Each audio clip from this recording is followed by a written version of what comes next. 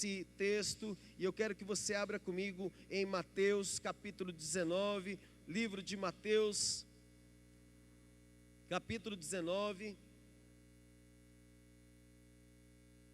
aleluia, Mateus capítulo 19, a partir do versículo 16, eu estou com a versão Revista Atualizada. Aleluia, glória a Deus. Quantos acharam, digam glória a Deus. Quem não achou, fala socorro, pastor. Oh, aleluia. Amém. Já está no telão? Então está fácil. Amém. Queridos, o que significa? Os últimos serão os primeiros. O que significa isso na palavra de Deus? Os últimos serão os primeiros. Essa passagem ela fala, nós vemos um ponto chave nesse texto que nos ajudará a entender o que Jesus quis dizer com os últimos serão os primeiros. Ele revela através de um encontro que ele tem com um jovem rico. E o jovem rico, ele tinha um desejo de seguir a Jesus, mas Jesus viu claramente que o seu coração, ele não estava em entregar a sua vida por total para o Evangelho. Vamos lá, o texto, versículo 16, diz: E eis que alguém, aproximando-lhe, perguntou: Mestre, que farei eu de bom para alcançar a vida eterna? Respondeu-lhe Jesus: Por que me perguntas acerca do que é bom? Bom só existe um. Se queres, porém, entrar na vida, guarda os mandamentos. E ele lhe perguntou: Quais? Respondeu Jesus: Não matarás, não adulterarás, não furtarás, não dirás falso testemunho, honra a teu pai e tua mãe, e amarás o teu próximo como a ti mesmo. Replicou-lhe o jovem: Tudo isso tenho observado. Que me falta ainda? Eu já tenho feito isso, mestre. O que me falta ainda para que eu possa te seguir? E no versículo seguinte, 21, ele diz assim: Disse-lhe Jesus: Se queres ser perfeito. A Bíblia não nos diz que você não tenha salvação. A palavra do Senhor diz que quando você alcança esse lugar, Ele está dizendo: olha, não é que você perdeu a sua salvação, mas se você quer um pouco mais de intimidade, mais intimidade comigo, se você quer me conhecer face a face, como mostra no livro de Jó, Jó diz: antes eu te conhecia de ouvir falar, mas hoje os meus olhos te veem. Mas hoje de contigo andar, hoje de ter uma maior intimidade com o Senhor. E muitas vezes, querido, nós entendemos esse lugar e aplicamos o amor do Senhor quando nos relacionamos com o nosso próximo. Porque já mencionamos aqui que próximo quer dizer no original eu olhar para mim mesmo. Quando você olha para o seu irmão, é o mesmo que você olhar no espelho: eu sou você. Esse é o original. Então, não pode acontecer algo extraordinário na sua vida se primeiro você não se amar. Se você não amar a sua vida, como então você vai poder amar o próximo? A outra pessoa, o irmão. Nós não podemos dar aquilo que não temos. Mas se você tem fé, se você tem amor, se você tem tudo isso, então você é capacitado para dar aquilo que você tem. Disse Jesus: se queres ser perfeito. E no original essa palavra perfeito vem do grego ateleios, que quer dizer integridade e virtude humana consumados. Você quer ter integridade? Você quer virtude humana consumada na sua vida? Aí ele diz: vai, vende os teus bens, dá aos pobres e terás tesouro no céu. Depois vem e segue-me.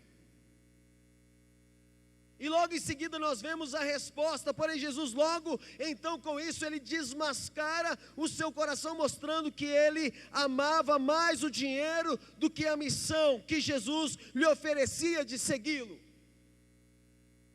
E a Bíblia diz no versículo seguinte: tendo porém o jovem ouvindo esta palavra, diz o Senhor, retirou-se triste por ser dono de muitas propriedades. Nessa terra existem dois deuses. Existe o nosso Deus poderoso, com D maiúsculo, mas os outros com D minúsculo, porém com um poder muito grande para desviar os cristãos. E o nome desse Deus se chama Mamon. E quando você está guiado por Mamon, então você vê as características nítidas naquela pessoa. Quando o coração fica desesperado, quando o coração fica angustiado, eu não tenho dinheiro, eu não sei o que fazer. Eu recebi uma carta, uma notificação, recebi uma carta de despejo, mas você se rende, você não consegue se levantar mais, porque você não entendeu que o nosso Deus é maior do que Mamon. Porque nós não servimos Mamon, nós servimos o Senhor, que tudo pode, que tudo faz. Nós servimos o nosso Deus e nós o encontramos e as portas se abrem, os milagres acontecem através da fé.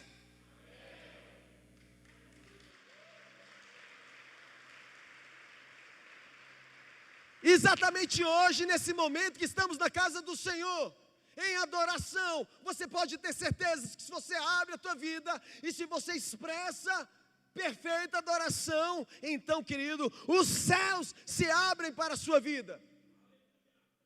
Aquilo que é impossível para o homem, para Deus não é. Aleluia. Ele diz no versículo 23, então disse Jesus aos seus discípulos: em verdade vos digo que um rico dificilmente entrará no reino dos céus. Por quê? Porque o Deus dele é Mamon. Não todos os ricos, conheço muitos ricos, abençoados, mas grande parte o seu Deus é o dinheiro, é Mamon. E ainda vos digo que é mais fácil passar o quê? Passar um camelo pelo fundo de uma agulha do que entrar um rico no reino de Deus. Você já imaginou, já viu essa cena de um camelo? Fala aleluia. Só que no original, e muitas vezes, por isso que nós buscamos muito o original, palavra no hebraico, palavra no grego, no seu original. A Bíblia ela foi traduzida de forma errada aqui. Não é camelo, é câmelo. Câmelo, no original grego, quer dizer uma corda grossa de embarcação. Então agora faz sentido. É mais fácil essa corda grossa de embarcação entrar numa agulha, na ponta de uma agulha, do que o rico entrar no céu. Não é um bicho, camelo. Fala aleluia. Fala glória a Deus. Vamos seguir o texto. Ele diz, ouvindo isso, os discípulos ficaram grandemente maravilhados e disseram, sendo assim, quem pode ser salvo? Jesus, fitando neles o olhar, disse-lhe, isto é impossível aos homens, mas para Deus tudo é possível. Olha que tremendo. Jesus ele fala assim, é impossível para o homem largar a riqueza, é impossível o homem largar a preocupação do nome, mas do mundo, da riqueza, das necessidades deste mundo. Mas ele diz, para Deus não é. Quando você olha para Deus, quando você vive em Deus, um milagre acontece. Oi, irmãos, nós já falamos aqui algumas vezes. Eu lembro quando eu estava noivo de minha esposa. Eu falo para ela assim, olha, eu liguei para ela para terminar. Fala aleluia. E ela falou assim, Alex, você não quer terminar comigo por telefone não, né? Aí eu falei, preocupado com tudo. Eu era um zelador, um faxineiro dentro da casa do Senhor. Eu decidi servir a Jesus e aparecer então outras oportunidades, um outro trabalho. Eu trabalhava num lugar, depois no outro, e na igreja eu era um funcionário. Eu era aquele que zelava. E por isso até hoje eu tenho um apego com as cadeiras. Eu arrumo, vou lá todo dia, vou chegar aqui, saio, hoje acabou o culto, eu estava arrumando as cadeiras, porque a minha primeira missão na igreja era deixar tudo arrumadinho, tudo reto, né? Aqui mesmo, né? Eu posso olhar lá, a fileira 13C está torta, por favor, arruma, né? E tal, é brincadeira.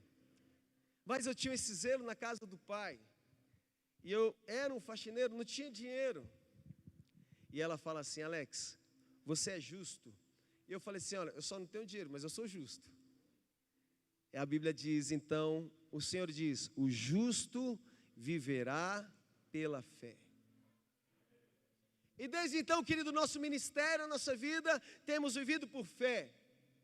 Hoje à tarde, uma pessoa foi retirar algumas cadeiras, mesa lá de casa, porque nós estávamos fazendo um evento de cerimônia de entrega do certificado dos casais, família de sucesso. Tem alguém de família de sucesso aqui que fez esse?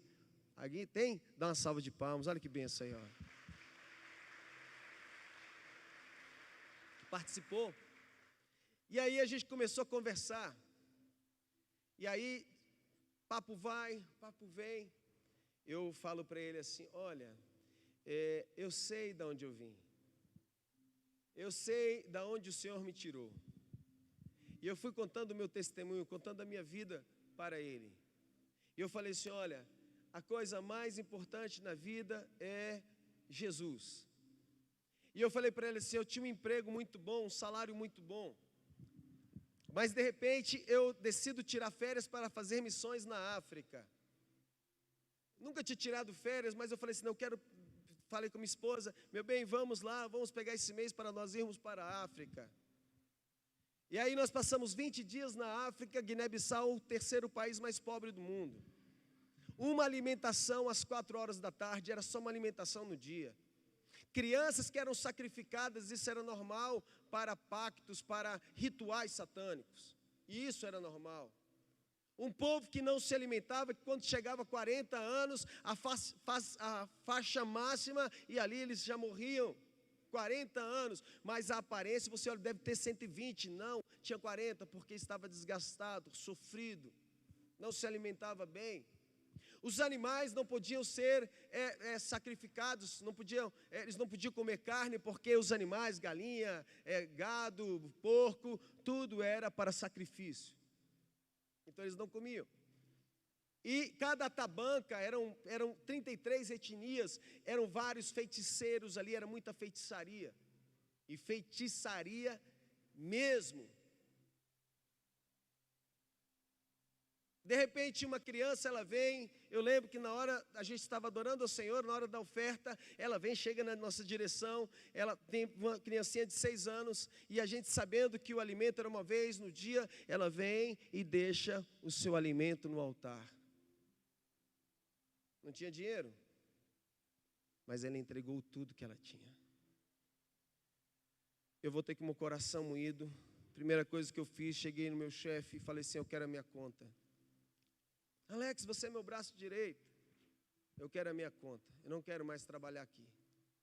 Mas por quê? Aí eu falei para ele: porque você reclama muito. Porque os funcionários reclamam muito. Porque eu reclamava demais, porque o brasileiro reclama demais. Saí. Cheguei em casa, e agora? Agora é viver pela fé. Pensa se numa mulher que não tem fé, ela não ia me matar? Fala aleluia. Mas aquela mulher, querida, é abençoada. Oh Jesus, mulher de Deus. Tá aí não chegou ainda não? Está lá atrás? Queridos, foi aí que Deus deu na nossa mente. Aí Deus foi mostrando trabalho, Deus foi mostrando várias ferramentas nos negócios. Comecei a abrir uma empresa, 2, 3. Na 5ª empresa, entrei no outro ramo que vocês sabem que eu trabalho. Deus começou a prosperar. Vocês sabem que nós somos voluntários na obra, nós não somos assalariados da casa do Pai, porque temos o prazer de entregar nossa vida para o Senhor e viver por fé. E Deus tem nos abençoado. E eu disse isso para ele, ele parou, ele falou assim: Mas por que você entregou tudo? Eu falei assim, porque eu provei, a minha fé, ela foi provada em Jesus. E quando a sua fé, talvez hoje, querido, você esteja vivendo uma prova terrível na sua vida, a sua fé está sendo provada. Então agora é a hora de você se levantar, não entregar, não se render, não se afastar, não desistir, porque aquilo que Deus deu, foi Deus que deu, não foi homem que deu, foi o Senhor. Tenha fé em Deus. Nós não podemos ser guiados, a nossa alma não pode ser invadida pela opressão. O que é opressão? Opressão no original é uma pressão que vem de fora para dentro. Então toda preocupação, toda ansiedade, toda aflição, ela vai entrando dentro do teu coração e você esquece quem é Deus. E esse jovem rico, ele estava dessa forma, perdido, angustiado. Hoje de manhã eu contei um testemunho, querido, 2016, Deus tinha nos abençoado tremendamente, um salário médio de CLT, naquela época eu estava ganhando 50 vezes mais do que um salário de CLT, 50 vezes mais, e eu estava na obra, meu coração começou a se perder em querer trabalhar e ganhar dinheiro, e eu mencionei que uma discípula minha, a Priscila do Rafael, ela comentou com a pastora, os discípulos estão sentindo a sua falta, estão sentindo a falta do discipulado, da palavra sua como pastor. Eu peguei e falei assim, é hora de recuar. Eu recuei, queridos. Eu falei, o dinheiro não vai me roubar da casa do Senhor. E talvez você esteja sendo enganado por isso. Eu vou estudar mais, eu vou me estudar mais, eu vou trabalhar mais, não, é importante eu trabalhar. Você se enterra no trabalho, você se enterra nas finanças e você esquece de Deus. Oh, Espírito Santo, querido, eu quero que você saiba que essa palavra está sendo direcionada, ministrada pelo Espírito de Deus, para que você possa despertar o seu coração. A Bíblia Sagrada diz, desperta, ó tu que dormes, levanta-te dentre os mortos e Cristo te iluminará. Ora lá baixara catalabás.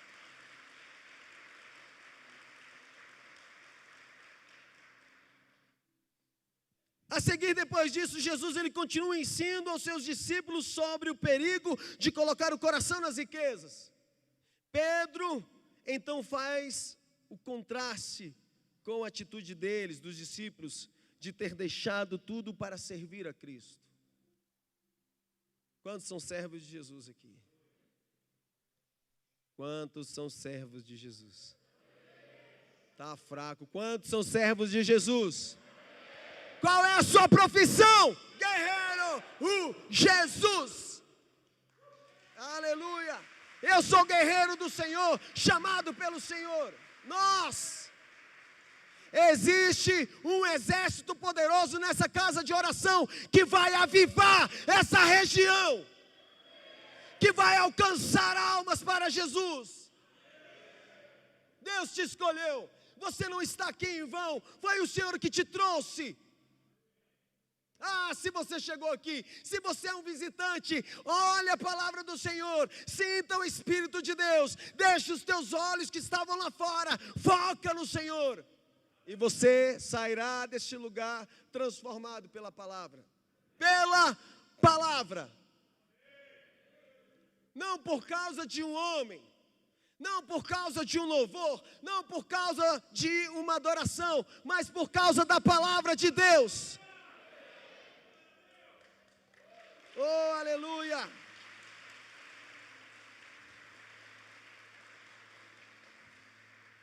Oh, Espírito Santo de Deus. Então, no versículo 27, lhe falou Pedro: eis que nós tudo deixamos e te seguimos. Que será, pois, de nós? Nós deixamos tudo para te seguir. E nós? E nós? Em outras palavras, Pedro, ele questiona qual seria a recompensa deles. E talvez você pense nisso, eu estou me doando, eu estou me entregando para a obra, eu estou multiplicando, eu estou fazendo, estou entregando tudo que eu tenho para ver almas ganhas, para ver minha família alcançada, o reino de Deus crescer. O que eu ganho em troca disso? Jesus ensina algo maravilhoso e motivador a eles. E no versículo 29 ele diz: e todo aquele que tiver deixado casas, ou irmãos, ou irmãs, ou pai, ou mãe, ou mulher, ou filhos, ou campos, por causa do meu nome, receberá muitas vezes mais e herdará a vida eterna. Isso quer dizer renunciar tudo para seguir Jesus. Não precisa de você deixar a tua casa. Agora, essa é a chave, pastor, é um deixa para eu deixar meu marido. Ou o homem, graças a Deus, Deus falou com o pastor, está repreendido, amarrado 10.000 vezes, com nó cego. Não foi isso? Você tem sua casa, você tem responsabilidade na sua casa. Mas aqui, Jesus ele menciona esses lugares para confrontar o seu coração de que se tua família é importante, muito mais é o reino de Deus. Eu me perdi, querido, algumas vezes nos meus pensamentos e em conselhos humanos, que dizia assim: não, agora é hora de cuidar da minha família. Mas a Bíblia não diz para você deixar as coisas do Senhor, para cuidar da sua família. Porque tudo é um combo, é tudo junto. É junto o meu ministério, a minha família, o meu trabalho, minha provisão, meu emocional, minha vida pessoal. É tudo junto. A bênção, ela é completa. Não coloque justificativas para deixar o teu ministério. Ah, não, agora é hora de cuidar de mim. Agora é hora de eu cuidar da minha família. Não! Você vai aprender a administrar todas as coisas ao mesmo tempo. Em nome de Jesus. Se você não sabe administrar o pouco, Deus jamais te dará o muito para você administrar. Por isso você precisa aprender a administrar aquilo que é pouco, aquilo que é pequeno. Comece com as tarefas menores. E Deus vai te dar graça, Deus vai te usar, Deus vai te encher, Deus vai te inspirar para que você possa vencer todas as áreas da sua vida. Dá uma salva de palmas para Jesus.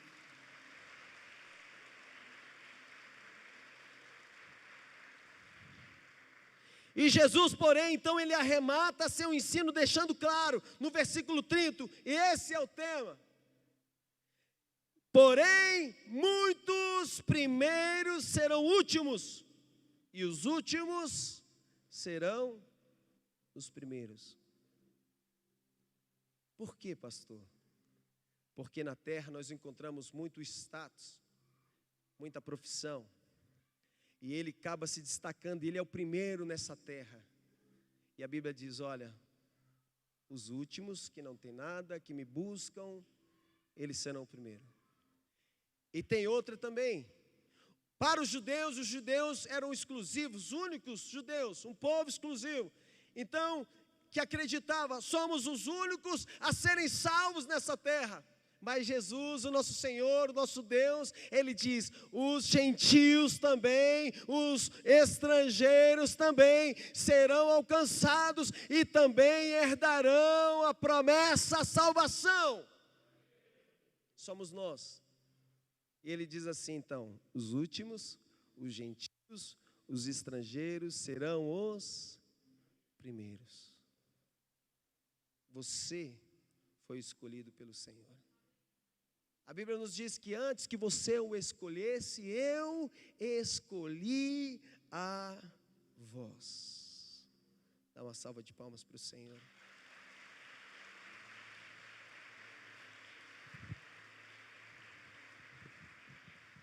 Eu quero concluir, querido, essa palavra. Eu lembro que quando nós tivemos a oportunidade, fomos para Orlando. E tinha uma pessoa que queria fazer um negócio conosco lá em Orlando, nos Estados Unidos. Nos levou para um restaurante muito chique. E ele falava, acho que era Celebration, meu bem, como é que era o nome? Sei lá como é que era aquele lugar.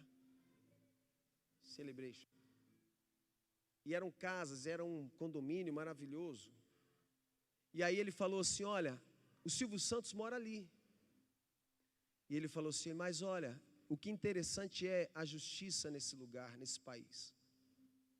Porque, determinada vez, o Silvio Santos, ele chega no restaurante e ele diz, se apresenta quem ele era. Silvio Santos, para nós, uau!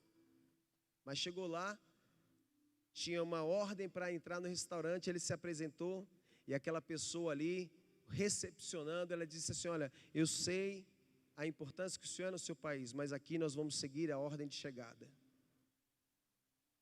Fala aleluia. Os últimos serão os primeiros. Eu quero concluir dizendo o seguinte, quem quer ser o primeiro?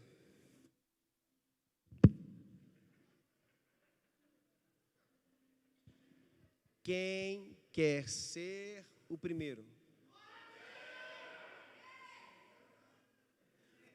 Amém? Bem motivador. Eu vou perguntar de novo. Quem quer ser o primeiro? O bom? Quem se sente bom? Jesus, ele fala aqui algo interessante. Ele fala assim, olha, nem Deus quis ser chamado de bom. Nem eu quis ser chamado de bom. Não me chama de bom. O bom, talvez você se sinta o bonzão. Uau, eu sou o bom. Eu sou o tal. Eu canto bem, eu toco bem. Na minha empresa eu sou bom. Meu chefe olha para mim e já, uau, já me vem aquele bom, ele é bom. Mas eu quero dizer uma coisa. O bom é inimigo do melhor. Não se conforme em ser bom. Seja melhor. Seja melhor em tudo.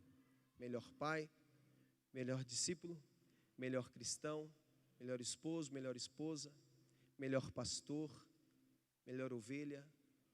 Seja o melhor. Melhor filho de Deus. Deus vai visitar o teu coração. E quando você fizer isso, então você entendeu que os últimos para a terra, que não vale nada, se tornarão primeiro porque buscam em primeiro lugar o reino de Deus. Amém? Dá uma salva